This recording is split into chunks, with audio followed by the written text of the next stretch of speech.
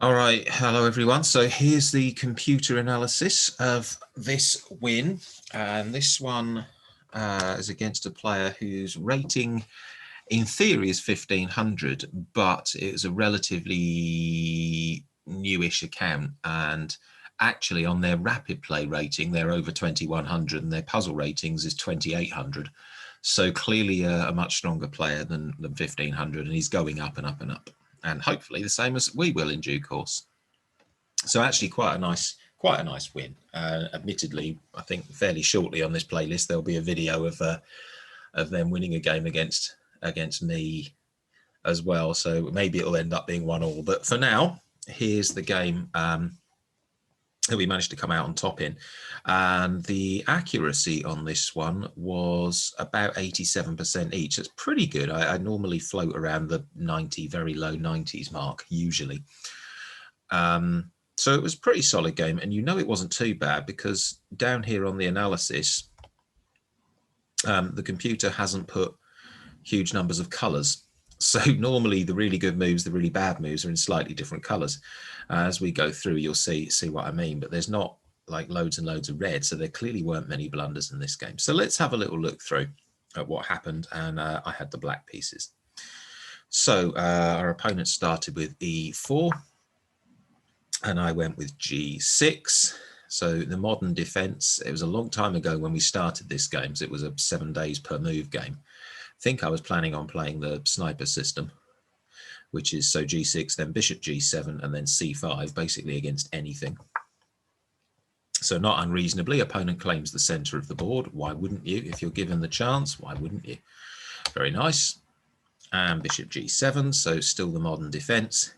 So the idea of this is you let white have this center, and then you start attacking it from the sides as best you can to try and break it up. C4, so our opponent went really all out to control the center, lots of central pawns. And C5, so the classic sort of sniper idea of already hitting against the center from the sides. And the best move is probably to play D5 and really clamp down on the middle of the board, and sure enough, that's the book move. That's what our opponent did. And D6, because you don't ideally want that pawn coming further forward. You just imagine if that comes forward and you take, you've got pawns in a really odd position and then a huge hole here. It's just not very pretty. So D6 is fine. And the whole idea of this opening is that this bishop will either be an absolute monster on the black squares, or if a white knight appears here, you might swap it and try and ruin the white pawn formation, this kind of thing. So knight d7 is okay. It wanted me to play e6, which is, again, perfectly reasonable because it starts to turn it into a position that looks a bit like an opening that's called a Benoni. And I'm very happy with Benoni positions. So to give you a quick look, if I play e6, you might get bishop d3. I probably would play pawn takes, and if you then get e-pawn takes, you've literally got what's known as the modern Benoni system, and it's absolutely fine. There's no issue with that for either side. It's, yeah, okay, cool. But anyway, that's not what happened. I played knight to d7, knight to c3 from our opponent. I didn't go for the bishop takes knight line, so you can in this position think about playing this. And then here, so you end up with the horrible white pawn formation, but the compensation for white is that, you know, this bishop can be an absolute nightmare on the black squares because the one that would oppose it is gone. So I didn't go with that. I think I went to try and swap off a piece just to create a bit more space for myself. So all these pieces are still on the board and I haven't got a lot of space. So I think as memory serves, I just wanted to swap one off. And that's exactly what I did. Yeah, and that's the best move, says the computer. Queen takes is the best reply. And there's various things that can happen here. Just looking at what it's suggesting. It thinks white's a pawn up. White isn't physically a pawn up, but what it's saying is that this big center, the extra space for white, blah, blah, blah, it's the equivalent of being a pawn up. So knight f6 is okay. I did wonder, yeah, knight h6 is possible. So you can play knight h6 in this position and maybe then follow it up with f5, because the bishop's here, the knight is here. You could castle, which would put the rook on this square, and then the rook goes up the f-file. So knight h6 is possible. White's not likely to take, because then this bishop just becomes a monster on the black squares if there's no white bishop to face it. So yeah, knight h6, if I got this position again, I think I would probably put the knight there instead of here. That would be an improvement. And that's the whole point of doing these analysis, of course, is to improve things later on. So yeah, that's, yeah, nothing wrong with that at all, as you can see, but knight h6 might be better. Okay, bishop f4 develops a piece. The computer thinks that white should have just developed that and presumably castled. But there can't be anything wrong with just bringing a piece into the game. Knight d7, so knight h5 was a definite possibility to hit the bishop. And I guess after that, the bishop would either drop back here or possibly drop there, because in these Benoni type positions, white really wants to try to push through here. So I think the bishop's actually better on that square pointing at e5. But anyway, maybe not. It's me arguing with the computer, but I'm just, you know, just knowledge of what the themes might be. So, okay, queen e3. So presumably the idea of this is that, again, wanting to swap off my black squared bishop because it's so strong in these Benoni type positions. Okay, hitting across the middle of the board, looking at these two squares. Yeah, so fine. Queen a5, I thought I'd try and pin the knight, and obviously there's nothing wrong with it. Queen b6, I remember looking at that in the game as well, because this pawn is unprotected, so queen b6 is definitely a possibility too. So nothing wrong with either. Rook c1, white defends the knight, reasonably enough. The computer wanted to play bishop h6, just as I said, to try and swap this bishop off. Castles is okay. It wanted h6, interesting. So why did it want me to do that? Well, it stops bishop takes here and means I keep hold of this this bishop. So maybe that's why. Anyway, so castle's nothing wrong with it. It says it's excellent. Bishop h6 as predicted. a6 is best. That's interesting. Okay. And of course, the idea of this is to try to gain some space on the queen side. You can't play.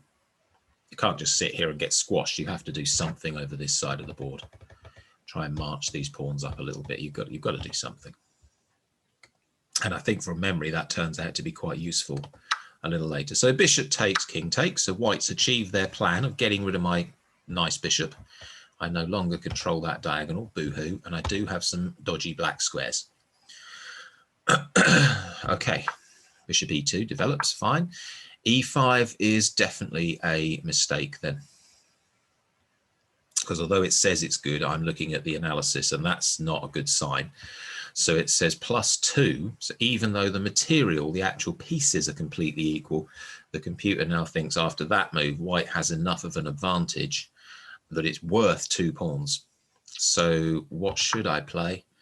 It says I should play b5. And I can now see why. I think at the end of the chain of goings on here, that pawn is possibly available to me. So let's have a look at the best moves according to the computer. I was going to say rook a7. No human would ever think of it. A takes b5, fine. Bishop takes.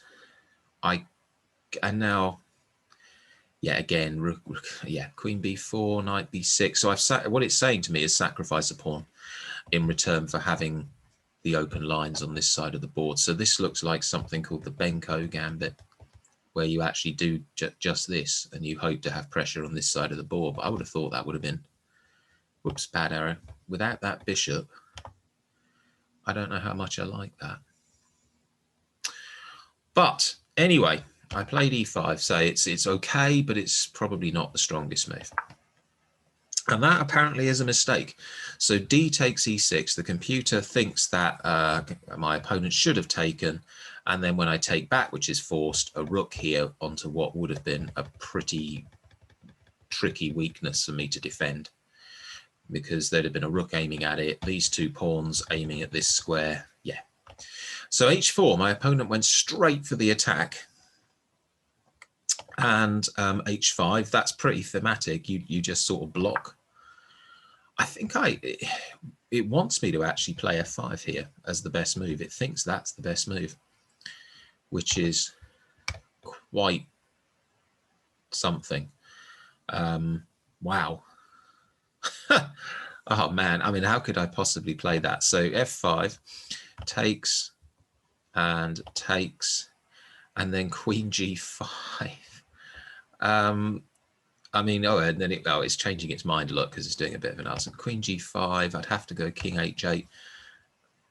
How could I possibly play that? I mean, it just looks horrible.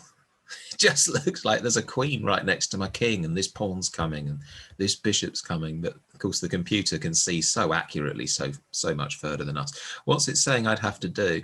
Oh, queen to d8. So I'd bring the queen back and challenge the queen. And actually, then look at this. I've got all this pressure from these pawns on the. Oh, not that last arrow. Yeah.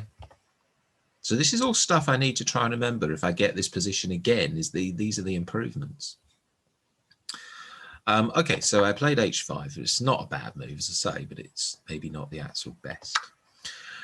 Bishop takes. Yeah, now this was horrible, and this is where I decided, I think from memory, that I couldn't safely take the bishop back. So it'll be interesting to see if I was right or not here. Yeah, I left the bishop alone. That's really interesting. I spent a lot of time looking into what happens if you play pawn takes. Let's go back and just see what does happen. And look at this, pawn takes bishop isn't even in the top 3 possibilities. So let's just see why I couldn't play it. Yeah, look at that analysis to +3. All sorts of problems. Queen here, king h7 because you're in check. Oh, sorry, go king h7. Oh, it's just not nice. Just horrid, horrid, horrid, horrid. It wants to play queen h5, queen f5. So you can take this pawn. You can go here with check. Yeah, that's just revolting. So I'm quite pleased that, yeah, b5 was the right move. So I just literally gave the pawn up, didn't even try to win it back. And what's happened then? My opponent put the bishop back. Quite okay, best move. So I've sacrificed a pawn to try and not get squashed.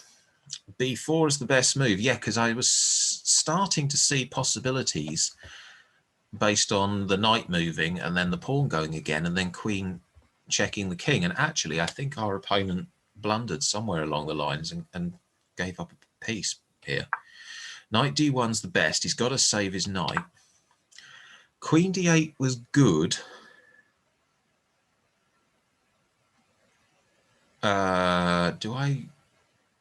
Yeah, I put the queen back on a5 in a few minutes' time. So what I was trying to do here was shore up my king side. It wanted me to play rook h8 straight away. I didn't in the game. Oops, go back a bit. I didn't play rook h8 straight away because I figured after this went forward, there was just too much coming onto this square. I thought I was going to get squished. So that's why I brought the queen back. And sure enough, h5 anyway. Rook h8 is best. Yeah, you can't be allowing this pawn to come forward. It's just horrid. G4 is best. And I think, did I just sidestep here? Did I just play G5? Okay, so it wanted me to play Queen F6. This doesn't shock me. But I did this because I wanted to just completely close the position. There's not much difference, actually. I thought my best chance here was to completely close the position, put the king there, put the pawn there, and just sit back and hope that it was a draw behind this sort of stone wall of pawns. Okay, on we go. Bishop d3. It says good, nothing wrong with it. King h6. Okay. So not awful, but a slight inaccuracy. It still wanted me to put the queen here.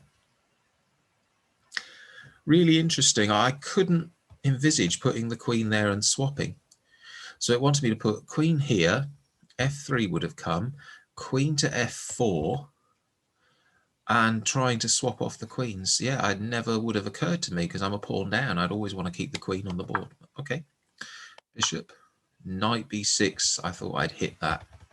Because why not? It still wants me to play queen f6. I was never going to do that. Interesting. Queen back to defend the pawn. Bishop d7 is now the best move. Yeah, because now I'm starting to get ideas. The bishop pointing there, the knight's pointing there. So maybe I can start marching the pawn up the board and get some sort of counter attack going. Knight e3. The evaluation doesn't look pretty for me. I mean, I'm one pawn down, but the computer thinks white has a extra advantage on top. So it's not pretty. f6, yeah, finally I've got to defend these pawns. And I was saying in the game, I didn't mind if white put a piece there because I'd quite happily swap it off. And when there's a white pawn here, this just looks like this stone wall looks really hard to break through. So I actually thought I was in with a chance of holding a draw here. So rook h3, okay. I can't quite work out what the point was of that one. Nothing wrong with it, but I don't really understand why my opponent did it. That's just a move because this pawn was undefended. I've got to do something. So I thought, well, okay, we'll defend the pawn.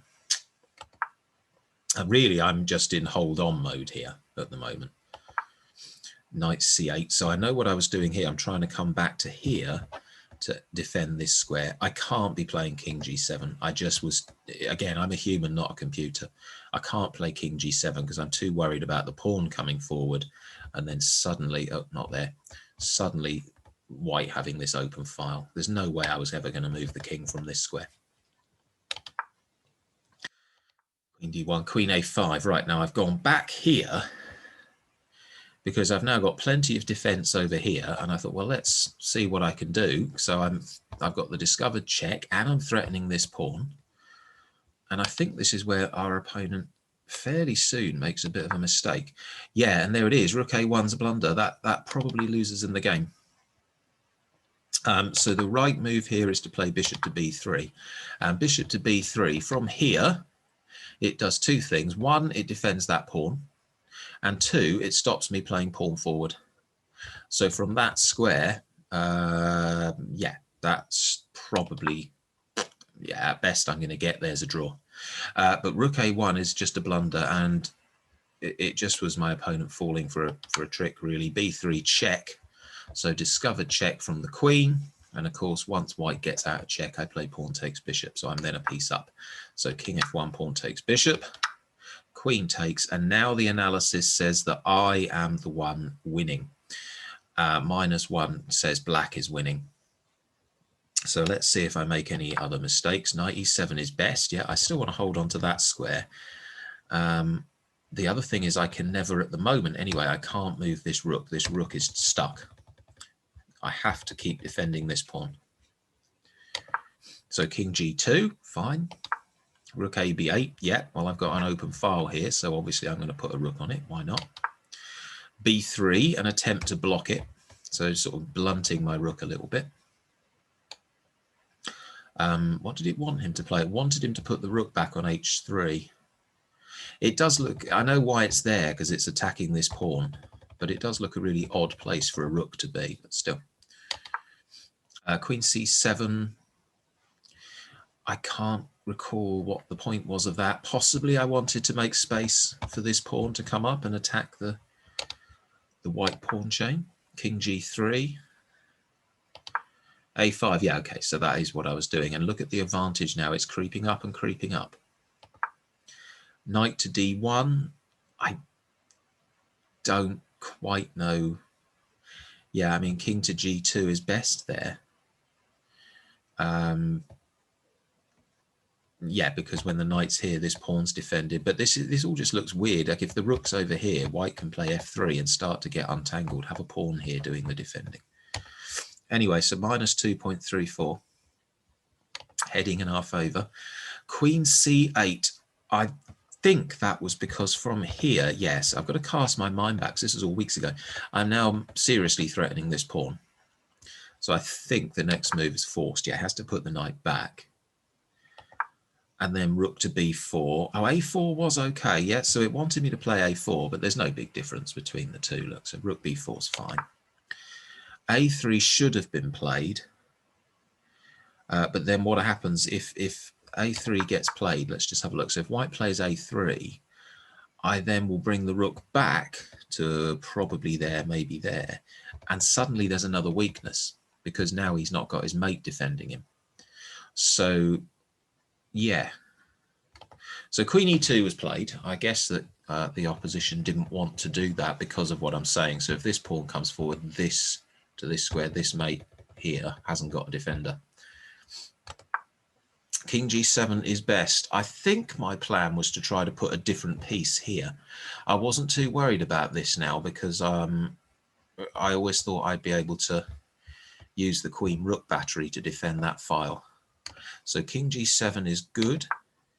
Rook h1, yeah, that's the point. Then I hatched this idea to put the knight there instead. Knight check, bishop takes, and what I said moves after a load of moves ago is now this rook is just looking a bit silly because it's pointing at nothing. And everything from my point of view is defended. Look, I've got no weaknesses. I think I then put the king back. Yeah, so now I've changed of plan. Yeah, now that I don't need to worry about this square, we go back to using the king as the roadblock, and now I can use this knight to get back in the game. And I think that's what we do is I start rerouting the knight. A4, I thought in the game was just horrid. I think that was one of the few bad mistakes my opponent made. He can't be undefending his pawn like this. This just becomes horrible. And I triple everything up on this B file now. That's just a huge weakness. That desperately needed to stay there, that pawn. You can see a difference in the analysis, but the analysis score. So queen b8. Yeah, now I said this during the game. If anyone had been watching this, I actually played queen b8 and thought I was really clever. And then in between episodes, I realized that queen b7 was way better because it's much quicker. And the problem is from b8, the queen is blocking this rook. Whereas if I put the queen on b7, I could have got this rook straight across and I'd have had 1, 2, 3 pieces hitting here. And there's just nothing that can be done. So I'll show you the difference. This is a genuine mistake. And I knew it at the time. I spotted it straight after I played the move. So if instead I go here, I've got 2 pieces attacking this pawn. Okay.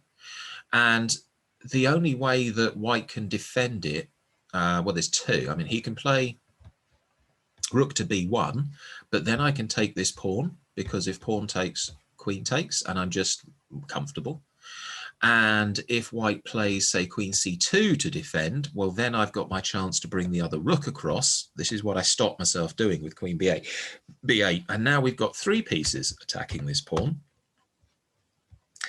And if the rook comes across to make a 3rd defender, then the same again. Rook takes here, and if pawn takes, queen takes, rook takes. It's a lot to visualize.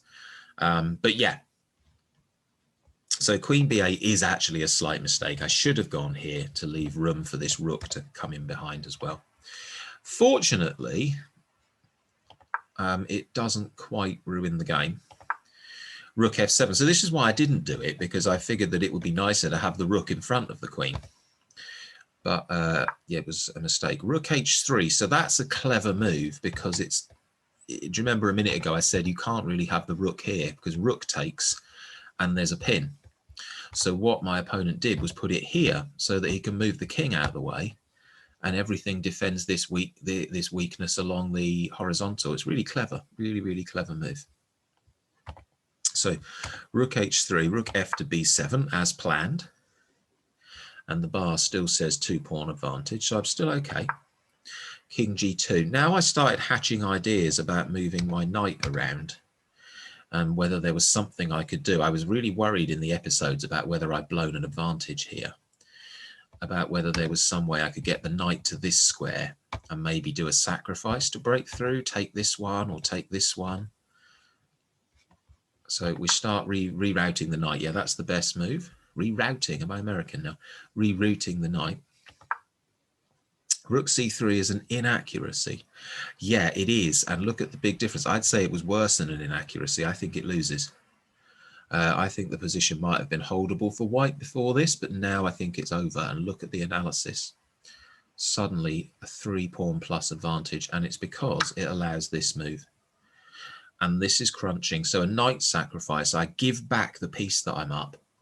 but it's done because now this rook is just monster.